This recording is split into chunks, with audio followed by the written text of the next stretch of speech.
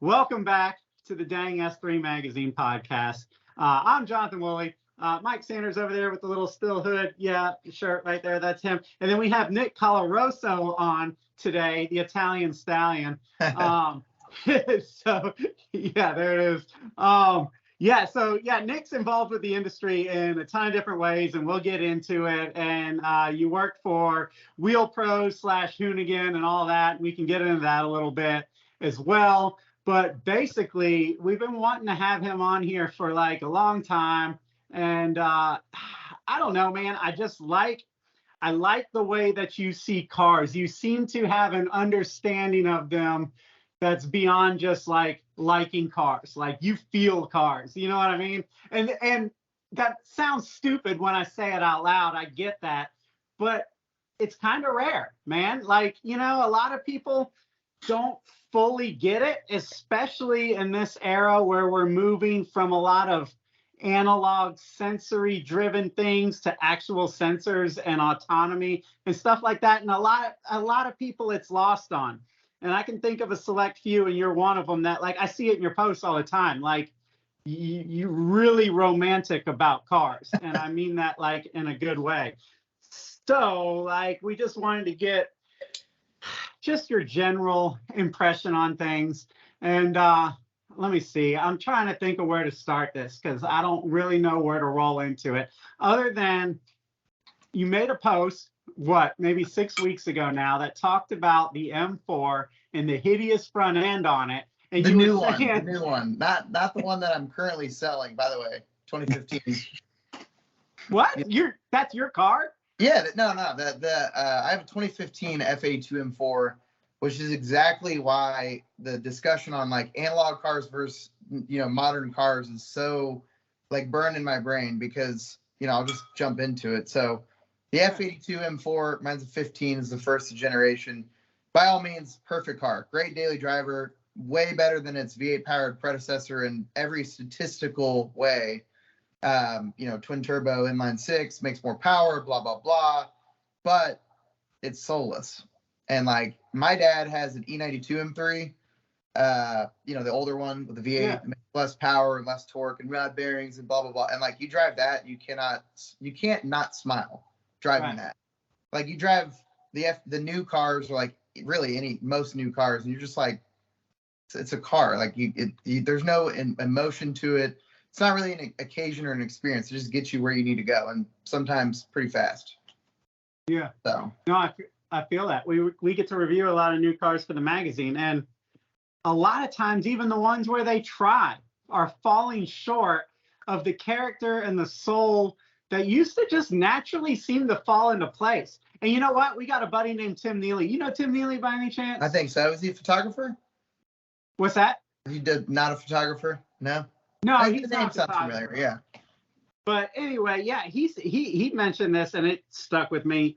He was like, you know, that charisma that was in these cars of yesteryear that we long for. He's like, a lot of times that was in the car's faults. You know what I mean? Like the soul 100%. Was in its faults. Like they weren't perfect cars. He's like, now they're so good at making cars, so to speak, that it results in a sensation of numbness. It's kind of hard to avoid.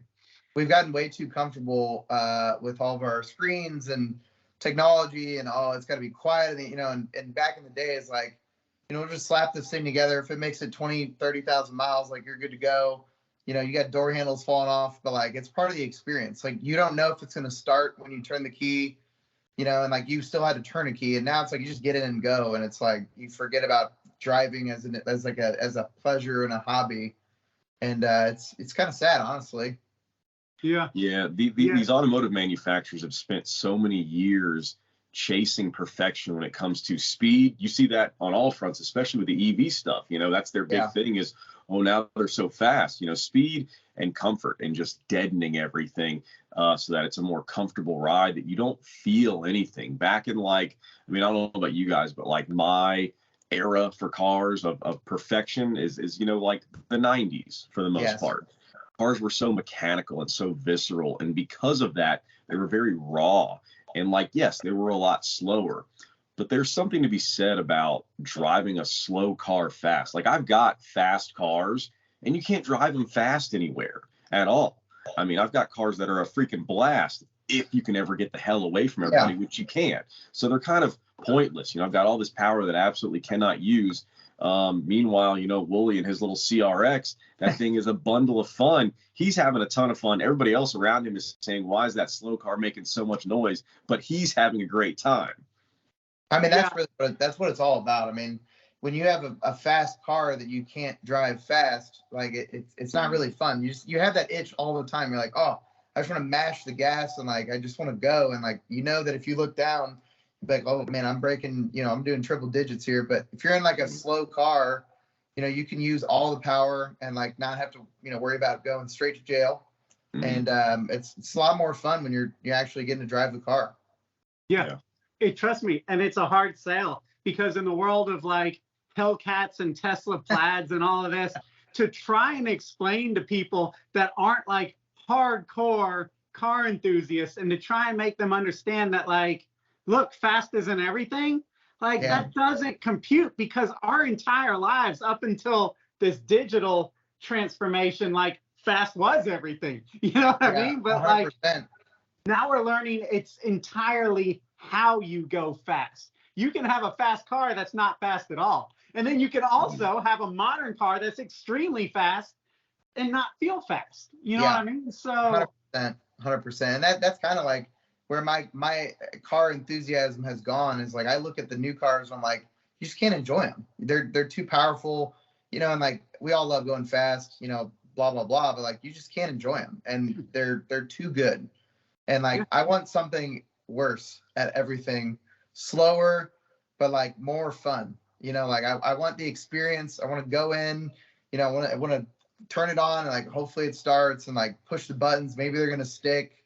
Maybe that window regulator on that isn't gonna roll up. I mean, who knows? Like it's part of the charm. Yeah, the quirks add character, man, and 100%. It adds a sport just to basic transportation when you got to live with the car's quirks and what ifs. Yeah.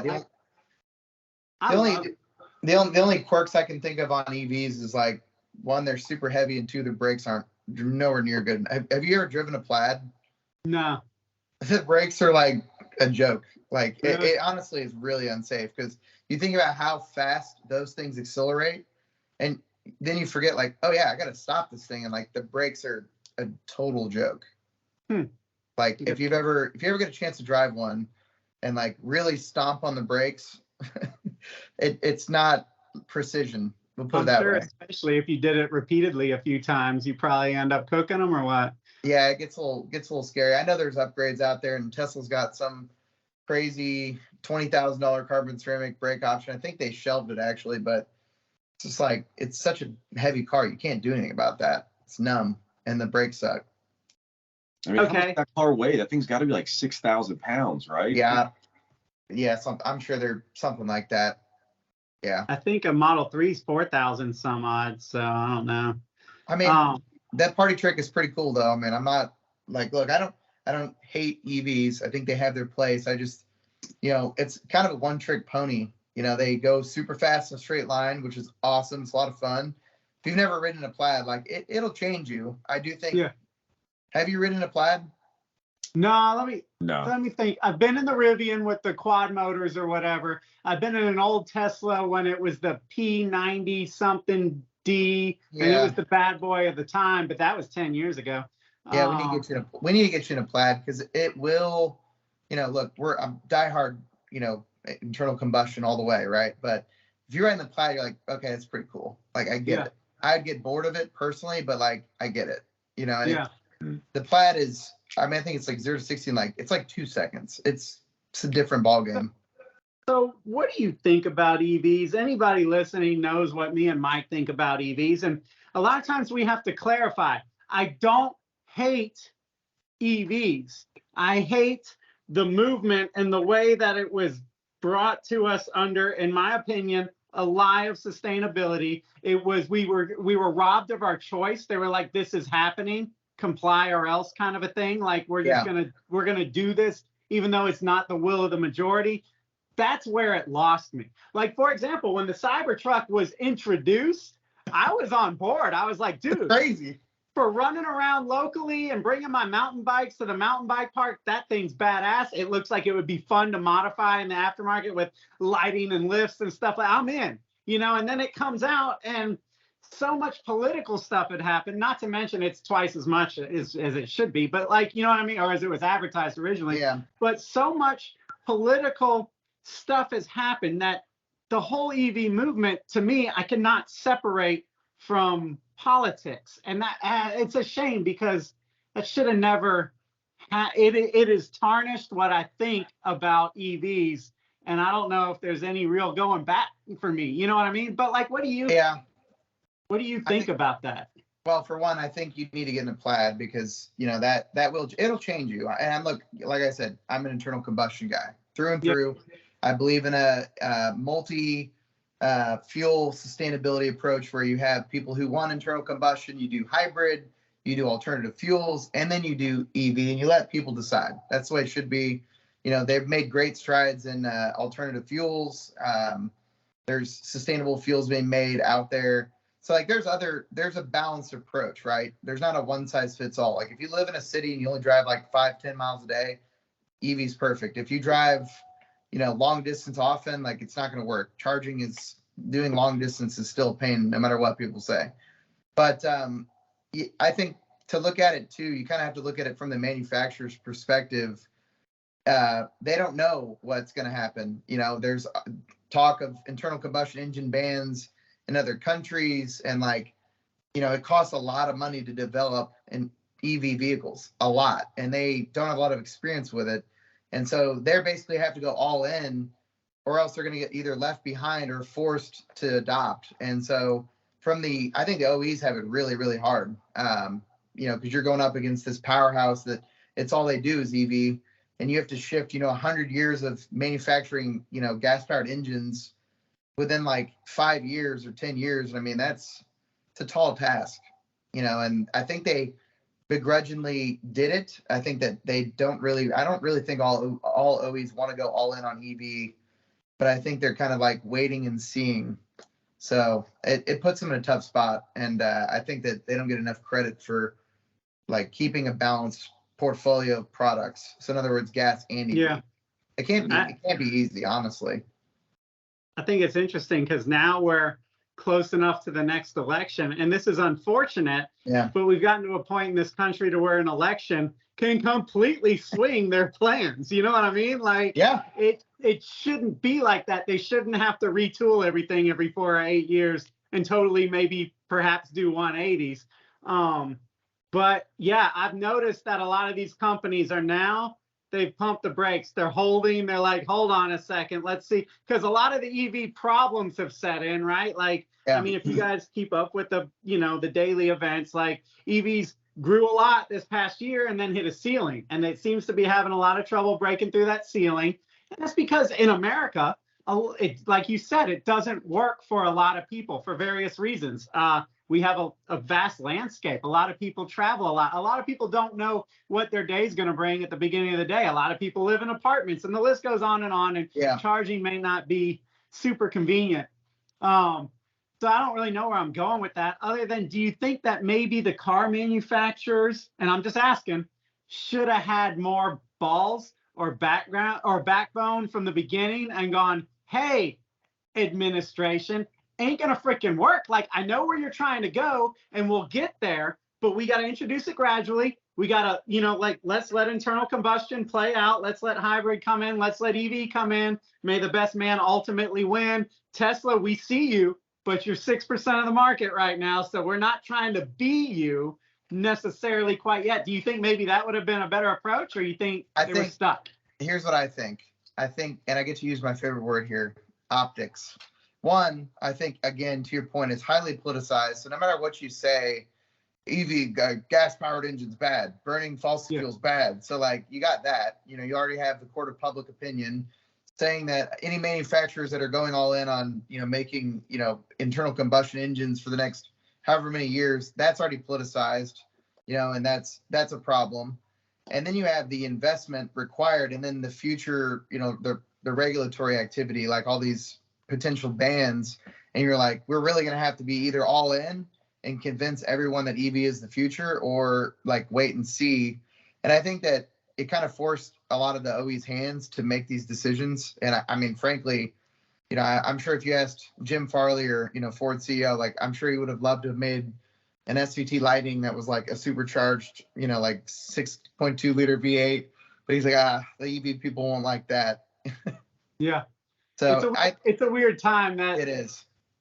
Some of these CEOs, Kuniskis from Mopar or from Dodge, they're having to make cars that they don't want to make. You know what I mean? And that just seems wrong. I think deep down they, think that EVs have their place, but they really wish they could, go back to making the, bread and butter. Like I'm sure making that Lightning was really expensive, and you've kind of seen even the CEOs like, we got to do better than that. Like you would never hear them say that about an F-150. Hell yeah, because they're stuck in a position now where they're being forced to make cars that, let's say, 90% of their customers don't want. It's not a red eye is not a hard sale. It's proven because they're flying off the shelf 15 years after they've made the damn car. Like not at an 8-year term with a 20% APR.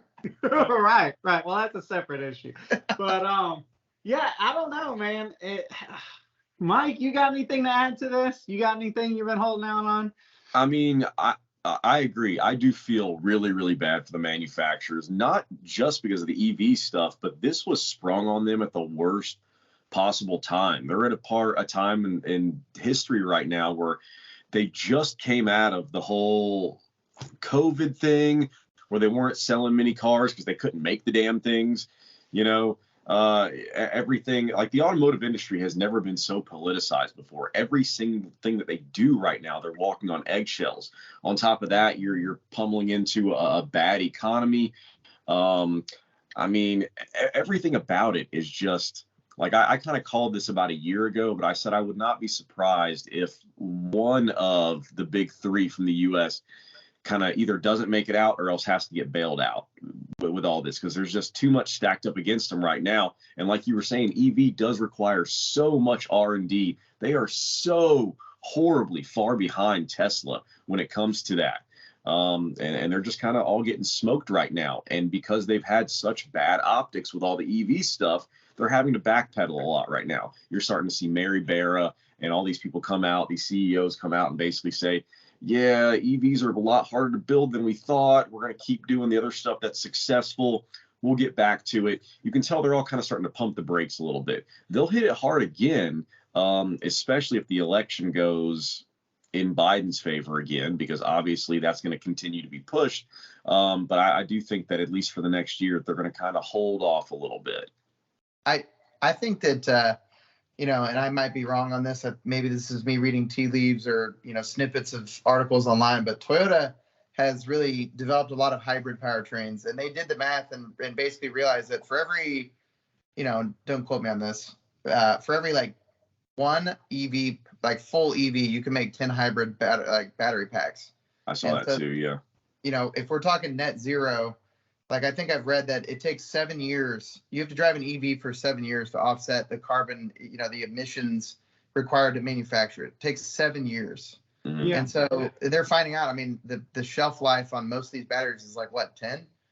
So you're going to get 3 years of net zero driving, after 7 years of basically trying to break even, and then have a battery pack that's going to have to be refurbished, recycled, or reused, and I know they can recycle them or whatever, but yeah, there's a lot of long-term questions that, I think we're going to see as EVs continue to proliferate throughout the country, and it's going to be interesting.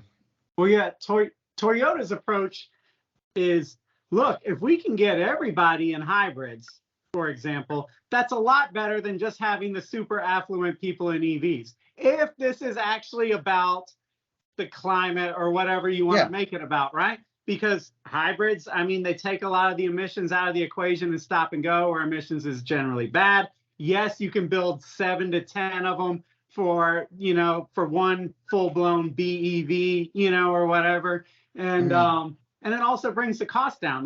There's a lot of wisdom there. And for those of you guys that might not know, I know Nick, but Akio Toyoda, and heavily criticized the last couple of years. They even tried to out him from the board of his own company because his views did not line up with, the powers that be. And now it's starting to look more like wisdom. Mary Barra from GM, Jim Farley from Ford, they're starting to go, well, now wait a dang second. If hybrid checks the box for quote EV, according to Biden and Newsom and all these guys, then maybe hybrid is the way to go. Then again, Toyota is at the same time, behind the scenes pursuing full electric, especially for the European market and stuff right now. So yeah, you know what I think, Jonathan? I think that Toyota should have a surplus of tax credits for all the 91 Camrys that are still on the road. Right. I mean, what's the offset on that? I mean, those things run forever. That's exactly what the enlightened people are not seeing, and it drives me crazy as a car person, that if you want to be sustainable and green, you take an old Civic hatchback or a Camry or a Corolla or whatever, and you preserve it, you serve it, you make something that's reliable and serviceable for the long haul. Like, take what you've produced and make it last, right? The whole 100%. The whole EV business model is wasteful. You're talking about, cars that, let's say after 10 years, yes, I mean, EVs have only been kind of really hitting the streets for 10 years. So I've noticed that the data, they're like, oh yeah, they're perfectly reliable. Well, if you look at the last year, the line goes like, whoa, it's just starting to, like all the EV batteries are starting to die. We're going to see how that plays out in the next 4 years or so. I mean, yeah, we're getting close. I mean, there's an inflection point. I mean, I think that they're still selling fine. I know they're sitting on lots a little longer. I know, like, overseas, I think in Europe, Tesla's actually like gained a pretty strong foothold, like in Germany and other countries. But I do think that it is still a pretty small portion of the market as far as new car sales go. All right. Well, here's a question for you, and it kind of transitions a little bit. Let's say EVs are the way. What does that do, in your opinion, as far as giving China an open lane to become a global player in the automotive industry? I think that they are poised to gain a lot of value because they're supplying a lot of the raw materials and producing a lot of the equipment that goes into the vehicles. I don't know what the concentration of parts is, but I'm sure that it's probably more than their gas-powered counterparts. I'm just speaking generally, but they're sourcing a lot of batteries, and big thing is I would love for more pictures of the actual manufacturing process, more like how it's made. I love those videos. Those guys are the best. How it's made. I want to see how it's made so people can be like, this ain't a green process. Like, you got a diesel truck, scraping out like ore from the earth, moving tons of dirt, and like sifting it out and refining it and burning it. And, that can't be good for the environment. But I haven't seen any of those videos, strangely. And that's what makes EVs such an easy sell to people that aren't as savvy about cars. You see a diesel truck running down the road and you see it rolling coal. You see that as pollution. You can see it. It's right there. You know what I mean? You can see smog in the valley in Southern California, right? And if everybody was driving EVs in Southern California, it would get rid of the pollution in Southern California. But what you don't see is, what's going on in other parts of the world. Yeah, I agree. And I know that, obviously those parts of the country dictate a lot of what happens for the future. So I'm just hoping that they drive down the prices of classic 90s and early 2000s vehicles for the rest of us. That's what honestly, that's what I really care about. If gas prices go down because there's less demand and there's more new buyers are like, I'm not going to buy an older 90s, 2000s car. I just wanted the latest and greatest. Like, that's just more classics for us. Well, yeah, because at the end of the day, they've learned the modern customer is now accustomed to subscriptions. And the automotive industry has learned, wait, they're cool as long as they can make the payment. That's all they care about. Can they afford the monthly subscription? And so I think, I think that they've got people kind of baited to be like, well, as long as you can make it affordable per month hell, I'll turn it in every 2 or 3 years. Yeah, I don't care what you guys do. Recycle the battery, melt the car, whatever. Like. Yeah. On that note, that's one of the reasons why I want to get rid of my M4, which is for sale, by the way, for anyone listening. BBS wheels, KW suspension, clean title, ceramic coated. Anyway, the only knock on the car, which just cracks me up, I get a letter in the mail from BMW, right? And they're like, effective, whatever month, your like auto updates are no longer going to be supported because it's 3G. And they're like, we don't support 3G anymore. I'm like, I've been phased out. Oh no. And then like, I'm been phased out. Like, what am I going to do? I can't like update my navigation or my maps anymore because, they don't support 3G. I'm like, that's such BS. They're like trying to force me. It's planned obsolescence. They're trying to force me to go buy that new one with the ugly front end that I always make fun of. Yeah. The one. It's they're like, they're taking a note from Apple's playbook, man. Mhm. Like the whole send them an update. Oh, your phone crashed. Oh, too bad. Well, Buy a new one. This year we put a 15 on the box. yeah, man. But yeah, okay. So back to BMWs, back to China, back to that BMWs. original post. All right. So like for you guys listening, the post went like this. He was like, "Have you gotten used to this new ugly front end yet?" And then it quickly went from that. I honestly have. I've gotten used to it. But it's the rest of the car I really don't like, on the M4 at least. But anyway, that's neither here nor there, because we got into a conversation about, I think I said something snarky like it looks like a Chinese knockoff of a BMW. Or I said new BMWs look like Chinese knockoffs of BMWs. And you were like, well, that's not so far from the truth. I mean, you can fill me in here, but like basically, a lot of people don't realize here in America that China is the biggest car market in the world by like a wide margin, like by double. There's all kinds of brands you haven't even heard of. They have so many AutoZone badges on them. You can just like make up your own brand names. No, but the story behind that, and I have looked this up, so I've read it from official sources. I'm going to paraphrase gratuitously, but the new BMWs are no longer the United States is no longer the focus for their design language. So the cars have been styled for the tastes and preferences of the Asian market. This is the professional PR way to say it. In other words, they're not designing cars we want anymore. They're designing cars that other countries want. And so, overseas, I don't know how their sales are. I'm sure they're probably great, whatever. But overseas, like that's the style and preference that they prefer. BMW wanted to do a radical design change to really stand out from their competitors like Mercedes and others. And I don't know if it's worked, but I personally have not come around at all on the front end on this new car. I just can't. I'm sorry. I miss the classic kidney style grill. Like give me an old like an E36, an E30, even the E46, E92. Okay, mine the F82s where then after that it's like you just get massive. It's all grill. So it's sad. As an American, it stings that we're not like the center of the party anymore. But like honestly, should BMW be designing for BMW? Like that's what gets me about it. And it's hard to put into words. But we as Americans were drawn to BMW and to German brands and to European brands. They didn't give a fuck what we thought. They were building cars for them. You know what I mean? Like Europe always had the attitude of like, we know what we're doing. If you guys are smart enough, you'll buy it. If not, go buy a freaking Dodge Ram or something. Like that was always their personality. So now to watch them cater to any market, especially the Chinese market, is just irritating, man. Can you imagine like if Enzo Ferrari was like designing cars for China? It just wouldn't happen. And that's what I love about Italian car manufacturers, especially like back in the 90s. And they're just like, yeah, it looks good. We're doing it. Like, but it's going to like cause rocks to get thrown up on the windshield. Doesn't matter. The scoops, we're leaving them open. They look great.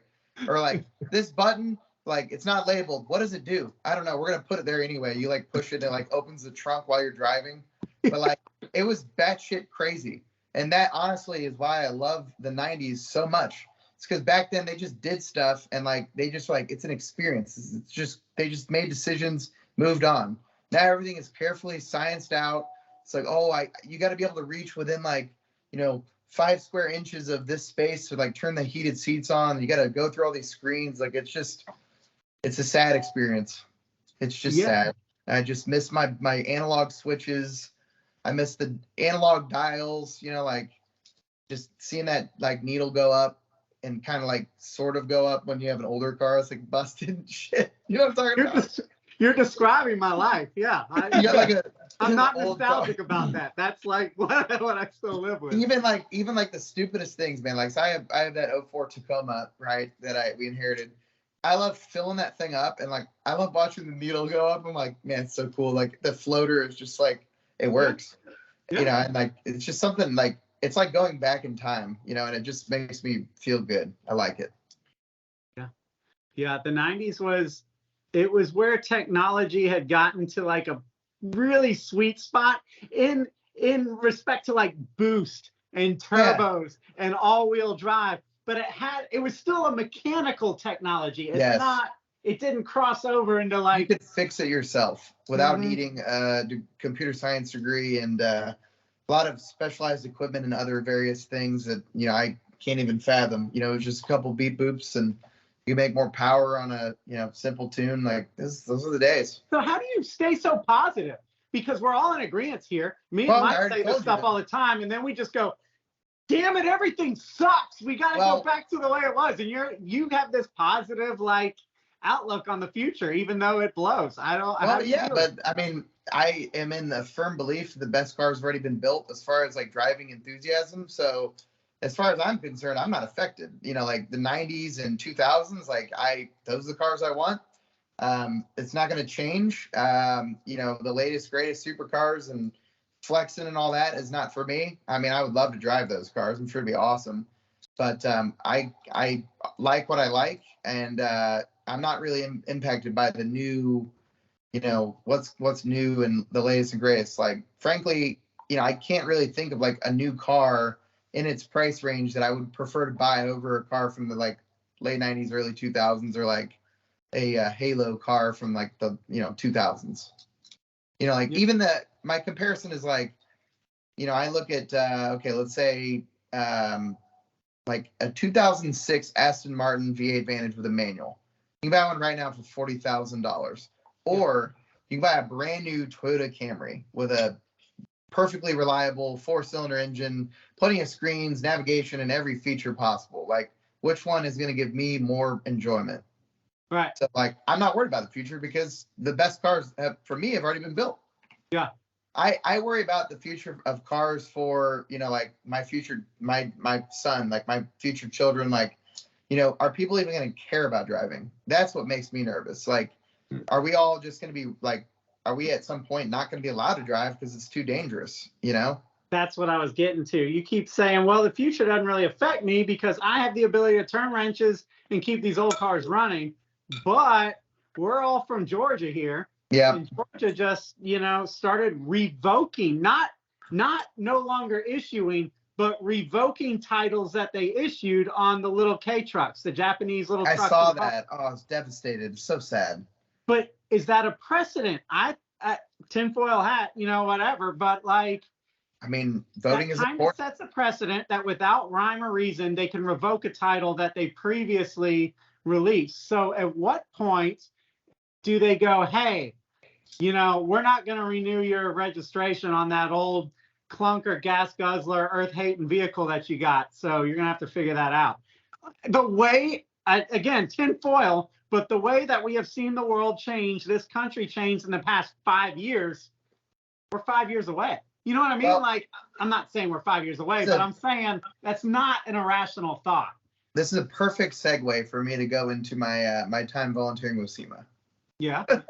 So these are the very issues that are so important with SEMA, that it's so important that we as enthusiasts and as either members of the automotive space support SEMA, because SEMA actively lobbies against these things. A lot of people don't really understand SEMA or what it does, but these are the issues that they actually have a political action committee that meets with local representatives to, get these things addressed. So yeah, I've been fortunate in my time volunteering with the Future Leader Network. Like I've gotten to meet our state representatives, and we were explaining to them Road Atlanta. Like they had no idea Road Atlanta was even a thing. I'm not making this up. I won't tell you which sides. One side, the person we spoke with drove a Prius, didn't understand why you would want to modify your vehicle. Well, why would I want my vehicle to go faster, or any of these things? Like why would I upgrade my lights? And we're like, you don't have to. So you can see better at night. Yeah. So we can see better at night, but we were like, you guys are so against racing, but what you don't understand is it's literally bringing millions of dollars into your constituency every year. So much tax revenue is generated from, racing events in Georgia, and they had no idea. And we're like, we need to bring these people out to these events so they can see how important this is to people. And I think that's like part of the problem is people, they're just not aware of it on the one side. And if they're exposed to it, understood, like, this is generating revenue. This is people's passion. I mean, it's just like sports. It's a sport, motorsport. Like and that sheds light on the bigger problem that they are legislating what they do not have a damn clue about. 100%. And so those are the things that SEMA uses resources for. Like when people complain, like, why is my booth so expensive? A lot of those funds are used to actually protect the business, like protect our industry. They're also used for a variety of other, value adds, like councils and networks and so forth that I've done. But, it's really important that we as enthusiasts speak highly of SEMA and support it, because they are really doing a lot to fight those fights for us. Yeah. Like that K-truck situation in Georgia, which breaks my heart because I think those things are adorable. I'd love to have one. They're ridiculous. It's like, well, that's the thing, man. Like, look, it's harmless. Harmless. It's pretty simple. It is only dangerous to the occupants of it. It is not dangerous to the guy in the F-250, right? Like, it's a golf cart. It's literally a slightly more powerful golf cart. Right. And it's like, if you explain that, and like you said, hey, like, yeah, I know it came from Japan, but it's literally a golf cart. Like, well, it's so obvious that it's ignorance of what it is, and it's a total uninterest to learn about it. They just go, yeah, nah, it's not safe. Why does the VIN number only have eight characters? What do we do? Oh my God. That's what I mean. Like, yeah, it can't be both ways. They neither need to get educated on car culture and make it make sense, or they need to let people be in charge of their own safety and devices and let this be a free country, God forbid, and let people kind of drive what they want to drive. Because then you open yourself up to all sorts of, well, what about a motorcycle? That's obviously more dangerous. You can't fall off a K-truck. You know what I mean? Like, extremely dangerous. There's nothing more, there's nothing more dangerous on the road than a motorcycle. And I have a Ducati myself, which I have to now sell because I have a child on the way. But there's nothing more dangerous to ride a motorcycle. I mean, and that's fine. Yeah, it's at your own risk. Like, yeah, that's the way that it should be. So, actually, all right, I take that back, Wooly. The most dangerous vehicle on the roads today is actually a Nissan Altima. Yeah, well, yeah, that's true. I mean, that's dangerous for other people, not just the driver. Pretty much both. I mean, they're getting somewhere, and they're definitely late. They're on their way. People are wild, especially in Georgia, man. Mike, you got any questions since he's on the SEMA topic? I do actually. Yeah. So let's mix the SEMA and the EV topic. If EVs really are the future and they really do take over the way that we think they're eventually going to, what happens to SEMA and the automotive aftermarket industry as a whole?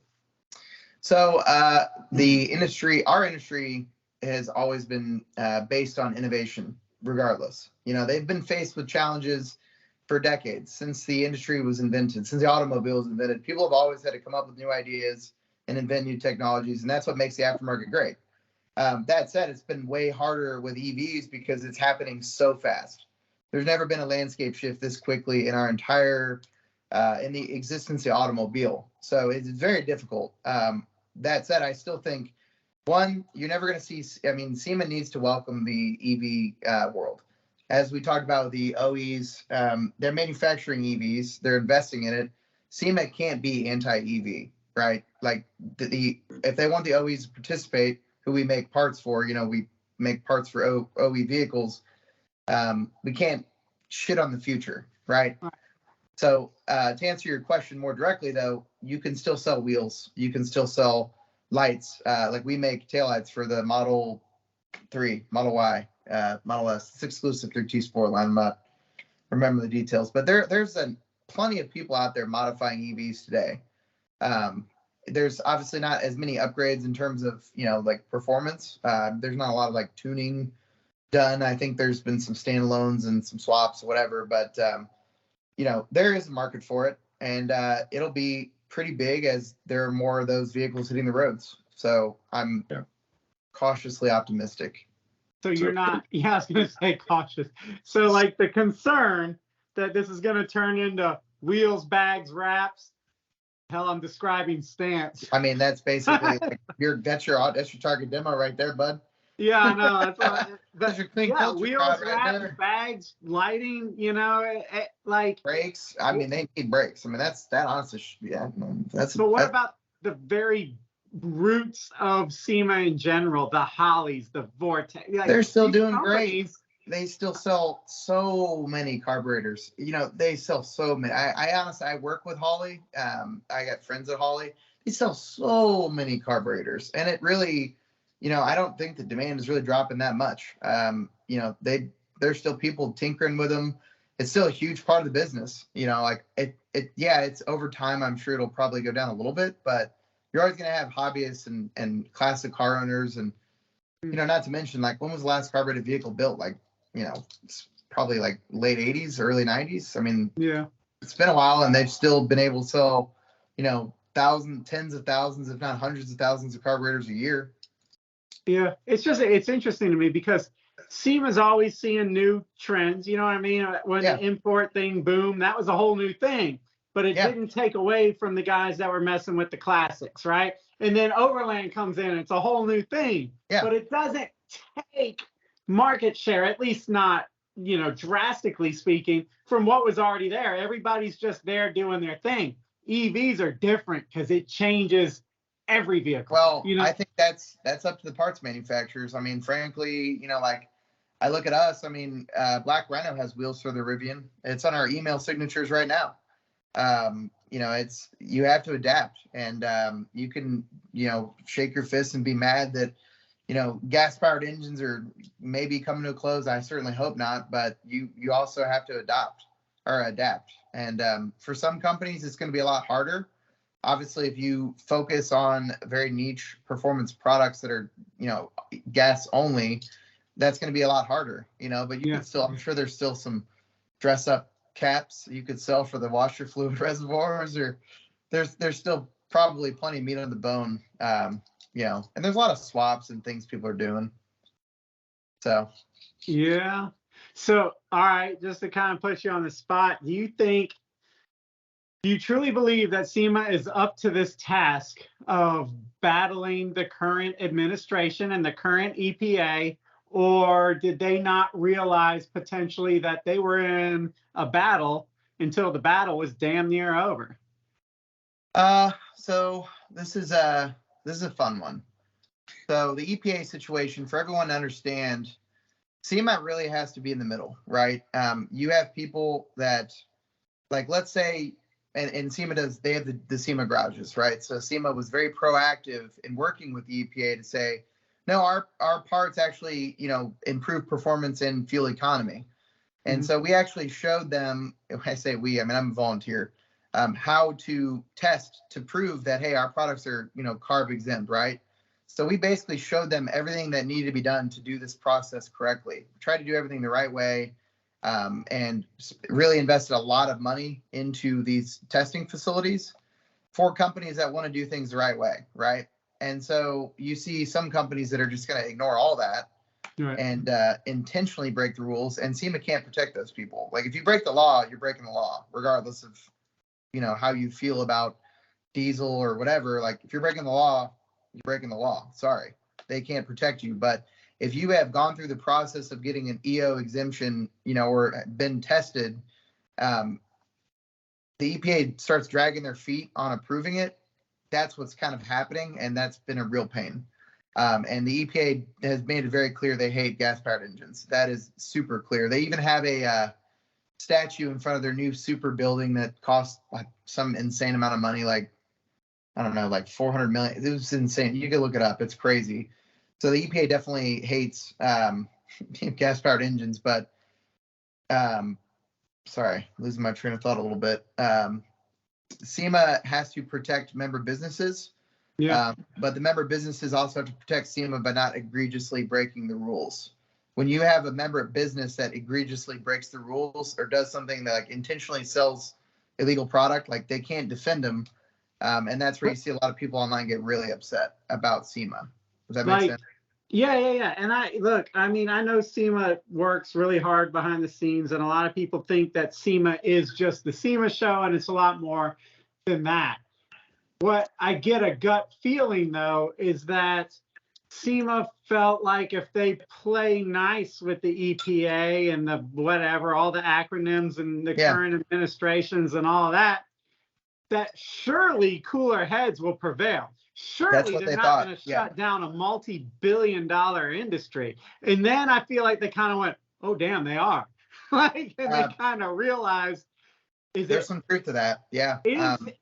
There's some truth to that. It's never too late, but like, is there an argument that they waited too long? They didn't realize what the fight was. You know what I mean? I mean, like, the thing too, and this is why the show is so important, right? It takes a lot of money to go up against the EPA, right? Mm-hmm. A lot of money. And so they may have been aware of it, but what are you going to do? You're going up against the United States government. So this is where, when you talk about the show, it's very important for people to realize that the show is essentially, you got to think about the show too. It was before the internet, obviously. So it was actually extremely necessary for people to get together.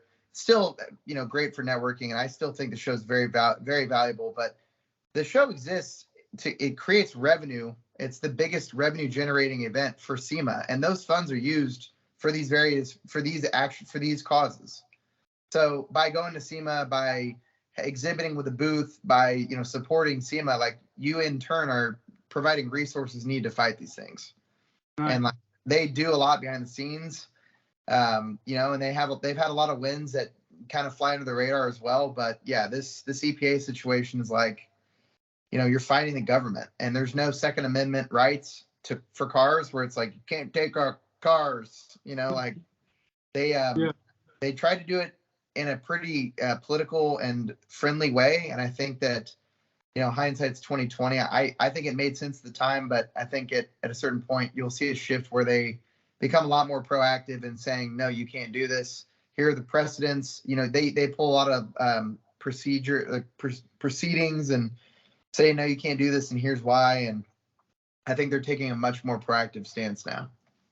It's interesting because you brought up something I never really thought of. Like, let me think this out, in real time. But the digital age has made SEMA less of a necessity. Still valuable, obviously. We're all on the same page there. But like, less of like you can miss it. You know how we always see those aftermarket companies that think they're too cool for SEMA now, and they're not going to go to SEMA for whatever reason. It's a boondoggle, right. Yeah, is it like, are we all kind of to blame? You know what I mean? Like, the internet has made it to where people do not have to come and show support. And when you make that decision, and it's kind of a selfish decision and argumentatively, I know SEMA's expensive. Not everybody can go, but you're kind of deciding, I'm not going to put the money in that.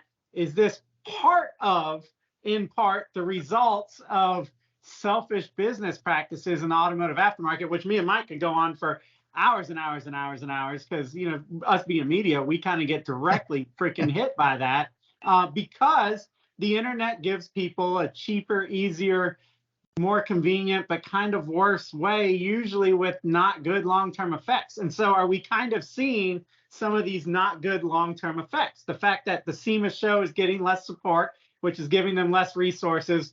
The U.S. government's getting more and more resources all the time. And now they've decided that we're the bad guys. And are we less equipped to fight them than we should be, or to negotiate with them, I guess. I mean, that's the message that you guys need to spread. I mean, you have a platform, and it's really important that, people start to learn and understand what SEMA is all about. Yes, it is a show, but SEMA is actually an association that is here it solely exists to create value for the member businesses. So they exist to protect member business rights and fight against these things, and they need money to do it. And so when you see things like SEMA Fest, and I see comments online, people, and I'm just straight up about this. People are like, "Oh, it's a cash grab. Oh, those greedy." I'm like, they don't just take this money and spend it like they're not giving out massive corporate bonuses.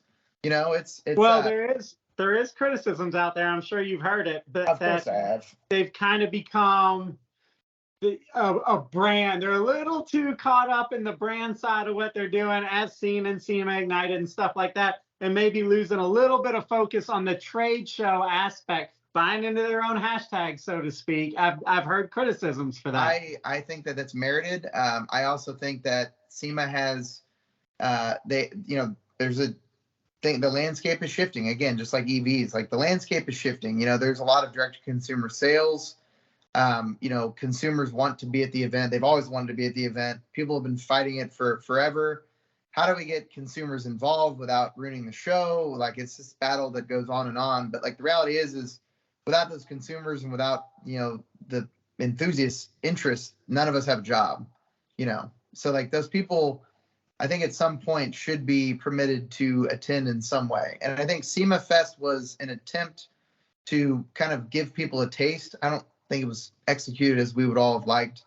But I think that they tried something new, and I respect that. Whether or not it was executed and communicated correctly is to be debated for many years. But I appreciate the fact they're trying new things. And I think we didn't criticize that. And I've never criticized. I'll never criticize an attempt at something. I'll never criticize a first year event. Yeah. You know what I mean? Like, it's hard. They went all in, man. They spent a lot of money. They partnered with one of the best event businesses on the planet. Like Live Nation did the NFL draft in Kansas City, like in April. It's football, coolly. Yeah. 400,000 people showed up, right? And they were extremely excited to be there. And so SEMA was hoping to replicate, a similar feel for the show, to like bring excitement to the industry as a whole, not just like the SEMA show. And so I think that it was a good idea. I think that the marketing communication was a little confusing. I don't think people really understood why. And I think that was part of the reason why it wasn't as successful as it should have been. Personally, I think that if you carry this rally cry of, SEMA needs your money to help defend your rights, then I think it would have been a much different event. Fair to say? Yeah. But another question that popped up, SEMA needs your money to defend your rights. Like, that's a good pitch. You want your K cars or not? Okay? Right. You want your K cars in Georgia or not? How about that? But then what do we say to the manufacturers that are pulling out? The freaking manufacturers, the anchors of the whole aftermarket and SEMA show, are not supporting the group that does the fighting for this whole culture. Like, what's up with that? Those guys are hemorrhaging money right now. It's tough because booths are really expensive. I mean, I have some pretty crazy ideas, I like a strategic vision of what I would love to see SEMA do, like let consumers in, but make it expensive so that you can reduce booth costs for manufacturers to be there. Yeah. Like I have crazy ideas, right? But the booths are really expensive, and they need to be, because being there is, a huge added value. You never know who you're going to walk into. Sure, you're going to have a lot of BS conversations about somebody's third gen Camaro, but you never know. You might have someone from like Roof, legendary Porsche tuner, come into your booth and check out some of your products and end up striking a deal. Like, you never know. There's such a wild card factor with SEMA that makes it tough for certain companies to take the risk and like really put an actual ROI to it. So I think that's why it's gotten a little harder. And then you look at like, obviously, we do online retail, and a lot of I work with online retailers. You put that same money in Google ads, like you're going to have success, almost guaranteed. But the prestige and just the face-to-face and catching up with all your dealers and all the media that comes with it it's hard to quantify in the way that a lot of these companies need it to be. Yeah. Well, and that's another thing that me and Mike criticize a lot. There's not much faith anymore in business, at least in this automotive aftermarket. It used to be, yeah, man, you go, you have faith. There's so many intangible networking opportunities out there that, you know what I mean? And we attribute us being around this long to, well, you know, SEMA. We go out there, we have fun with people, we meet people, they get to know you.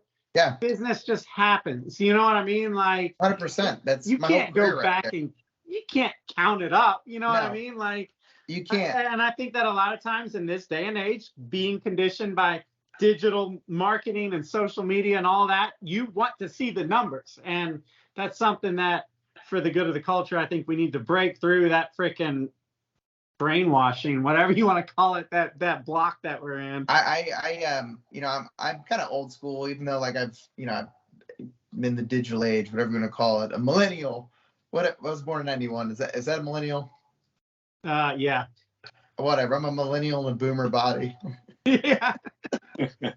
But like, it's so hard to put a value on, like, face-to-face interaction is so much more valuable than the web call, because you can have a more impactful conversation, and you can do that hundreds of times at SEMA versus having weekly calls about the same topics. Like, I always felt like the real stuff gets done at SEMA, and especially right before Black Friday. So yeah. I do hope that we can convince more people to see the value and to continue coming out and supporting SEMA, because we really all need SEMA more than we know. Yeah, I agree with that 100%. I mean, like, everyone, it's so easy to make fun of it online. Like, oh, it's this boomer show that, carb committee. It's been happening for so long. Like, I got to go out to Vegas and be there for a week, and it's exhausting, but it is really necessary. Mm-hmm. And we need it to last. Like, I want my kid to be there someday and get to enjoy it. Yeah. What do you guys think about opening it up to the public at some point? I don't really care. I mean, it doesn't affect me. We don't have a booth. So other than the possibility that there's more traffic, it doesn't affect us at all. But it being open just Friday to the public, I didn't notice any negative effects. So here's the elephant in the room. And I love this, because anytime that you get everyone together, volunteers or whoever, and you ask, how many of you have let in a friend, a family member, or a spouse that probably shouldn't have otherwise gone? It's okay. You're not going to be in trouble. Everyone raises their hand, always. Yeah. And so my whole thing has always been to take it. You've probably maybe seen my YouTube video on the quail. Have you seen that? Yeah. Right. Yeah. Okay. So I'm gonna bring this in. So quail is and it's the most expensive event I've ever done. It's a huge flex for me. Like, don't tell my wife. $1,200. I figured you knew somebody.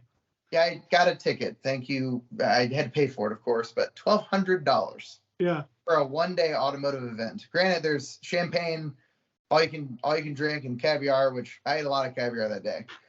But the fact is, if you're paying that amount of money, you belong there, right? Like, you really want to be there. Right. And so I always felt that SEMA could take a similar approach. Like, if you really want to be at SEMA, make the badges for guests really expensive, to where it's if you're going to be there, you're going to be there. It's like $500, right? Yeah. But if you have a different badge and you paid $500 to get in, I'll thank you, because I know that money is going to help our industry. Right. And I'd be willing to accept that and have a couple more conversations with consumers and enthusiasts, maybe on Wednesdays and Thursdays or Fridays, whatever. If I knew that was going to create some real value for SEMA. Yeah. So that's kind of one of my ideas. I know that, you have a lot of legacy folks at SEMA that they've done it a certain way, and, they're afraid to make big changes in the secrets and mess with the secret sauce, because that's their only major revenue generating event. So I get that. That's why it's hard to get some of these things to change. So that's why SEMA Fest was such a big deal. And, hopefully we can build on that, make the necessary tweaks, and, make that a big feature in years to come. I agree with that completely. It does need to be expensive, because the last thing you want is the free sticker crowd or the riffraff coming in there. Yes. And while it would be a lot of people coming up to the booth, at the end of the day, SEMA is a place where you do business. You Yeah. can't be sitting in there in the middle of a meeting and have people coming up going, is that free? Is that free? Hey, what's this? No. What's this? What's that? It's annoying, and it stops what's actually trying to be done there. I am in firm belief, and I take this from a friend, board member, who kind of came up with the idea, but you filter it, you funnel it, and you profit from it, in the right way, in good taste, mind you, in good taste.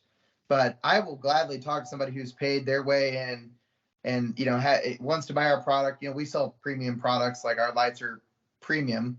Like, I'll gladly talk to someone who has made that sacrifice because they love the industry and, love the hobby. It's the people that, like, when somebody hands their badge to somebody off the street in Vegas, and then you get them just like walking around drinking like 2 beers. Not that I love beers, don't get me wrong, but that is the stuff that gets in the way of business. And if you plan ahead and told manufacturers, like, hey, these 2 days they're going to be open to the public, like, bring a consumer team to talk to consumers and bring your B2B team to do the real business, B2B. I mean, I think that'd be a good compromise. So I don't know. I don't have a say in it. I just, feels good to say my ideas out loud for once. For sure. Vote for Nick. All right. I mean, that seems like a good place to, we're at an hour. We kind of timed it right. Anybody got anything they want to add? Anything that they meant to say? Yes, I do. I have one last thing. One last thing I want to share. I mean, take your time. We're not rushing you, man. No, we're good. We're good. I love this. Yeah. So, I think a lot about the, my M4 situation, right? And I think about myself as a car enthusiast, what I really like about cars, right? I like everything you've described, the analog, the will it start, the almost shittier car. Yeah. Sometimes, right? So it's got me thinking, like, I want to sell my M4, which is by all accounts the perfect daily driver, perfect car, for a shittier car. Am I wrong? No. Okay. So, like, question then becomes, do I buy like 4 240 SXs? What do I do? Or I could go the premium route, right? And I could get like a late 90s, early 2000s Ferrari that probably needs some work, but it's going to be like, the car I'll never get rid of. Right. Yeah. You're about to be a first-time dad, right? Yes. I think it's time for you to maybe get 2 cars for yourself. I have a 2004 Toyota Tacoma. Okay. Then never mind. Granted, that's still got another 40 years of life left in it. 100%. I'm doing my part, sustainability. Hey, look, if it helps, I bought my 911 basically a month before my daughter was born. You're good. That's great advice. So I might not be the best one to talk to about it, but I don't know, man. Like, I've got that 79 911. I like the CRX just as much. I got a 944 that I like, and I feel stupid saying that, but I like it just as much in different ways. Now, I'm glad I have the 911. Like, you know what I mean? There'd be a void if I just had the 944 and not the 911, because that's like the Halo one. It makes you feel good knowing you own it. Is that bad? Is that bad? No, it does feel good. I mean, you'll run up behind somebody in just an average Ford Focus, not ST or anything, and they'll start going like that out the window. Like, it's just like the way that car specifically wakes people up from their driving coma is amazing. And it's not even that. It's a brown 911. It's not an RWB. It's not wildly modified. Stock headlights, right?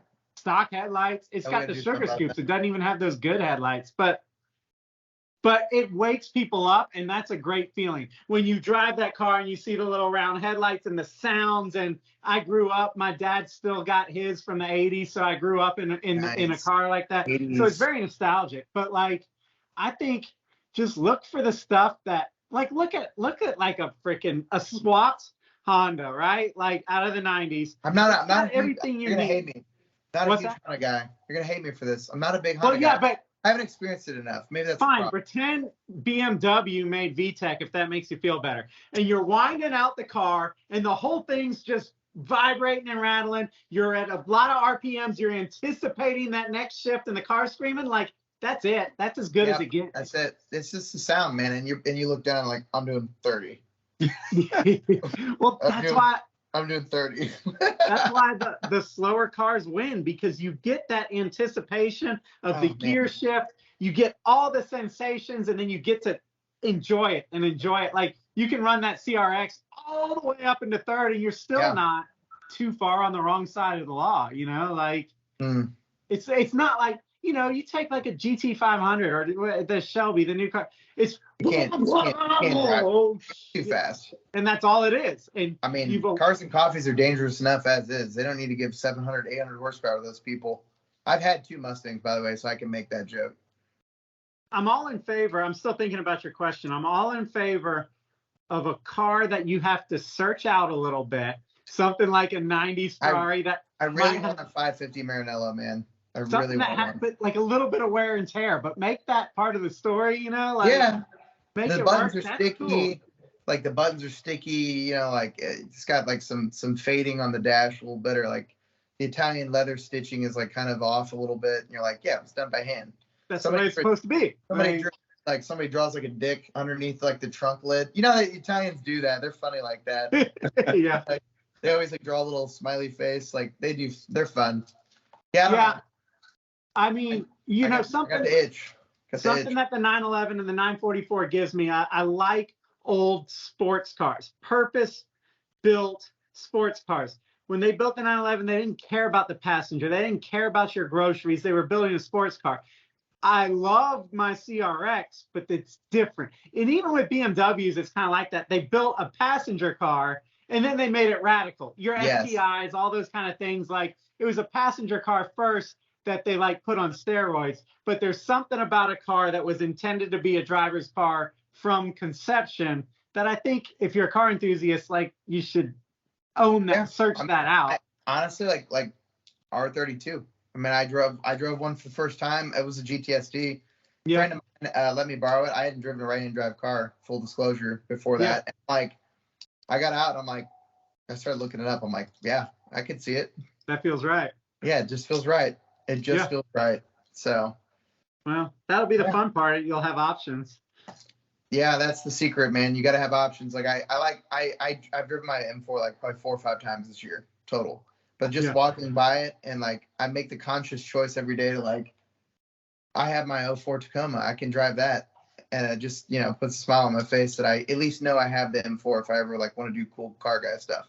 Yeah, for sure. It is for sale though, if anybody's interested. All right. Well, in closing, buy his car. My M4 is for sale.